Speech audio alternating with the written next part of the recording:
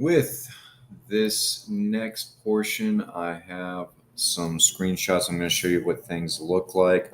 But essentially, the overview is we're going to start with printing off ballot labels because we need that to hand out to judges. Then the schedule that we will post to the competitors. We'll jump right into entering ballots for round one. And then using round one as a launching off point, we're going to go ahead and look at results. I'm not going to bother to go through setting up rounds 2, 3, 4, or entering results for 2, 3, 4 to look at the overall results because that can work itself on its own. So to begin with, after everything's been scheduled, which just a reminder, we look at display schedule. We have something for round one, but not round 2 or 3 or 4. But we also have division 1. So we have both our divisions. We have round 1 done. Once we have that set up, we're going to go ahead and go to operate, print ballot labels. With ballot labels, you are always best off doing all of them at once. This is to avoid wasting sheets of ballot labels because as you use this over time, you're going to find out that if you print only one division, you can flip the sheet over to use the other side of ballot labels, but the center row of ballot labels may never be used, and it's essentially a waste. So to avoid waste, go ahead and print all of them at once. We're doing round one. For the start time, let's go ahead and just imagine for a second that the start time is at 8 a.m. So once you click begin printing ballot labels, you may get a printer set up or some such thing. In this case, because I'm saving a visual of what it looks like, it doesn't look like it's going to cooperate. But as I've said over and over again, if it closes down, just open it back up and you're good to go. So here we go. We're all set up. Everything is back exactly as it was. But as you were already able to see, here's what the ballot label should look like when they're printed off. It goes by the judge's last name and first name, which is how you should enter them if you're going to manually enter them, as I showed in a previous video. It has the pairings here. It's Lincoln Douglas. So left side is always affirmative. The right side's neg. We have our start time in the room. So all the necessary information is there for the back of the ballot. So this is why it's really important to have ballot labels to have this printed off. If you forgot to get ballot labels, you can always just simply cut this out real quick and staple it or paste it or tape it on. But ballot labels are always great because this matches up pretty well. Unfortunately, I don't have the exact measurements off the top of my head, but looking at this sheet here, it would appear that we have 1, 2, 3, 4, 5, 6, 7, 8, 9, 10. So we would have 10 ballots. And I do know that it does go in rows of 3. So when it comes to ballot labels, this is essentially what it's going to look like. You're going to stick them and hand them out. If there is a judge that is not present when you are handing these out and there is somebody available, as I always do, I just say, hey, for this particular round, you're going to be Susan Malberg. So whatever person, doesn't matter who, as long as they know how to do Lincoln Douglas, you're now Susan Malberg. Obviously, we want to make sure there's not going to be a conflict of interest between either of these two schools as well. Once you enter the ballot, it'll just be something to keep track of there, which we'll get into ballot labels in a second. So now that we have ballot labels done, next up, the stuff that the students all want to see, the debaters, they want to see the schedule.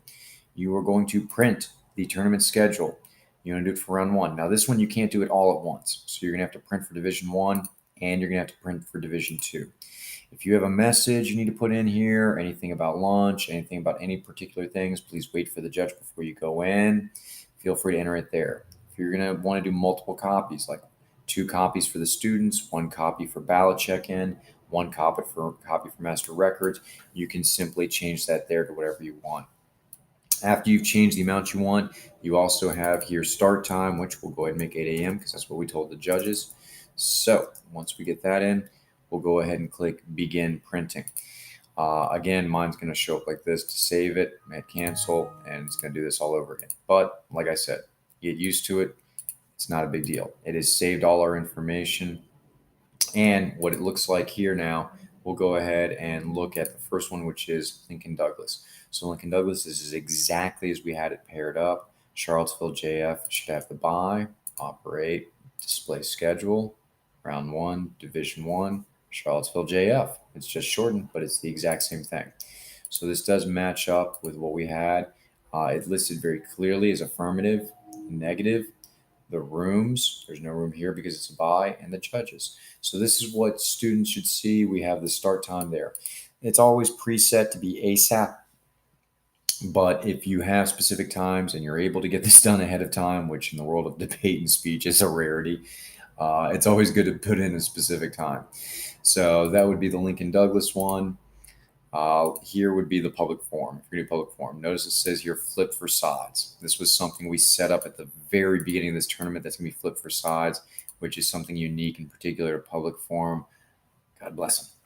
Under the judges, we have the judges there. We also have a by here as well. So that matters for that. One thing I will note, if you wanted to have, say, a little bit more anonymity and you wanted to not have it say the school that they're from, but you wanted to have some type of code going into the program, that's a simple matter of enter schools, or actually in this case, it's going to be enter contestants. You're going to have to go through and just change it for every single person. So if Charlottesville is going to be X, you're just going to have to put an X at the beginning. So bear that in mind when it comes to adding codes. If you plan on adding codes, tab room download doesn't really take into account any codes you might have entered. It just takes in the school. So if you are wanting to change it up, you are going to need to go ahead and manually go through to change it. You're also going to make sure you have that written down somewhere for the coaches, because the coaches have to give the codes to the students. So that's just a quick note. I know that should probably be under manual changes of the setup, but while I'm thinking of it now, if you're trying to put in codes for whatever reason or use numbers, anything to that effect, that was what you would have to do, is you'd have to go through and manually change every single competitor for it. Okay, so at this point, we have done labels. We've done the schedules. Let's go ahead and talk about entering the ballots now. That's simply under Operate, Enter Ballots. We have the rounds. We have the Divisions 1. We have Division 2. And so what we're going to do here is we're just going to go through and we're going to go ahead and just quickly enter in these as if the rounds had actually taken place. We'll start here with Charlottesville, and this will be some good examples for later. We'll go ahead and try to put in 50. And then, oh, no, won't let you do it because we'd set it for 30. In this case, most likely the program's going to close. No, it didn't. So let's tell you what, we'll go and put in 30, and then we'll go down here and we'll say Louisa Preston Butt. Ooh, it was a nail biter. It was close. Okay, for entering the win for affirmative, it's 1. If you're going to enter it for the negative, you're going to have to say 3. It will ask you for low point wins. Low point wins only exist in the world of policy. So let's put that back to affirmative, and then we're good to go here. If in this case there was a drop of some sort, or if somebody got sick or refused to finish the round, we can put in buys there. But tell you what, for the sake of this, we'll say 28, 27. The win goes affirmative. Good. For this one, we'll go ahead and say 29. 26, it's an affirmative day. Tell you what, we'll go ahead and switch it up now and say, let's say 25 and then 27. We'll give that one to the neg. We'll also go ahead and give this last one to the neg, as a matter of simply showing what's going to happen when we look at results. Okay, so there we go. We have cleared out the ballot results for Lincoln Douglas. There's nothing else there. We don't have anything scheduled for rounds 2 or 3. Let's go on to public forum. Public forum is going to be a little bit more particular here. You're going to need to determine which side is pro by looking at it. So you might end up having to reverse sides. The blue is always pro. So if you need to reverse sides, definitely make sure you go ahead and reverse sides. So once you do that, it's a matter of simply putting in scores, say 12 and 15 and 17 and let's say 11. The total points here, we have 27 versus 28. So the win here is con. Very good. Now, what I'm going to have to do here for a quick second is just simply hit pause to start up the video again. But then we're going to go and enter in the rest of these ballots. Continuing on with the ballot entry as we had left off, I'm going to go and pull up the next one here. Turns out Maggie Walker was the pro, so I'm going to switch it around. We got to go through and enter the points here. So we'll say 12, 12. Then we'll go ahead and say 13, 13. The win here is con. Moving on to the next one. If for any reason, it turns out we actually switched in a different judge. Ryan Stevens wasn't available. Well, you can click here to change the judge. Here you can find, you're going to have to know the name of the judge you put in, and you can type it in to search for it and switch them in here. So there is a way in the ballot entry screen to go ahead and enter in a different judge. So that's kind of a nice feature there that's handy to be able to do. Okay, so we're going to go back here to this. We'll say 11, we'll say 18, we'll say 10, and we'll say 10. We'll give this to the affirmative.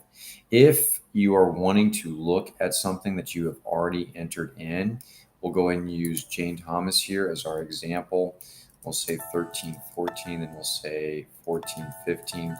So that one's already entered. You notice the name is gone. All you have to do is type in Thomas here, and it pulls it up. So if you accidentally typed in something wrong, maybe it was supposed to be reversed around, but the deal is that you can type in the judge's name to go ahead and put that information in. Just to go through it one more time. All right, last one. We'll go ahead and reverse the signs, and then we'll put in, let's say 12 and 14, and then we'll say 14 and 13. The win is Con. So again, if you know the judge's name, you can always pull it up to look at that. There is a double check mode. That's if you really want to double check to look over something just to make sure. But we'll go ahead and turn that back off. Okay, so we have entered our ballots. We're good to go there. At this point, what we're going to go ahead and do is we're going to go ahead and look at results. Now, I know that there's rounds 2, 3, and 4 if you've been following along with this series of videos. But the deal is what we're going to do is we're going to go ahead and look at the main results printout. There's two things. There's packet results. There's team contestants in order. Both of these are really important when it comes to determining the overall winner. And tell you what, we're going to go ahead and print team contestants in order first. We'll do Division 1. We're not going to say limbs. It's fine there. Printing contestants were set. I'm going to display the printer setup. So the deal is we are going to go ahead and proceed with printing contestants in order. So it shows this for me to be able to save. And there we go. So we're going to say results. For you, if you have a printer connected, it should come right up with it right away. I'll cancel on that. And of course, we have it closed down again and then again. All right. So now that we have that up, we'll go ahead and take a quick look at the results, which are right here.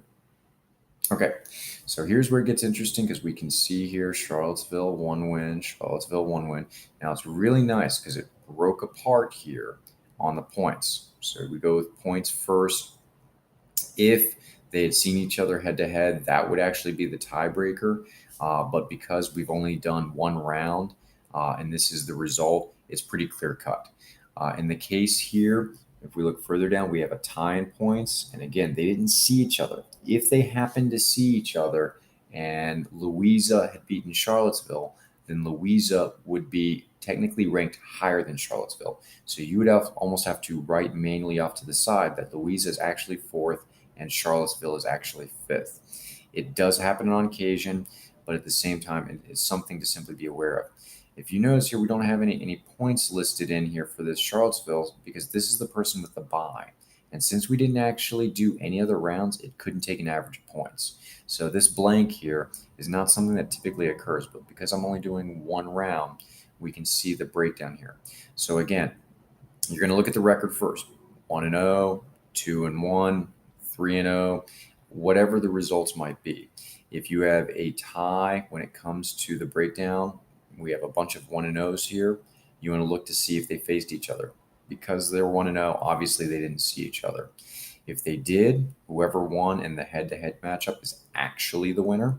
And so you might actually have to cross out some numbers and reorder it manually by hand. It's an unfortunate part of the program that doesn't take head-to-head to account. But then you have points after that. The next thing to look at printing off when it comes to results is going to be the packet results. This is something that's incredibly handy when it comes to reviewing with students and also seeing an overview of the whole tournament. It's good to have that transparency. I should get here. There it is. Packet results. And now that that's in there, we'll go ahead and pull that up. All right, the packet results does a breakdown of the rounds. It shows you who they went up against. Charlottesville CF went against Louisa PB. If you remember, I had listed it that way. We can see the points for Louisa PB, the points for Charlottesville CF, 30 to 29. It also indicates how they ended up on the rankings. So first place, second place, fourth, seventh, so on and so forth.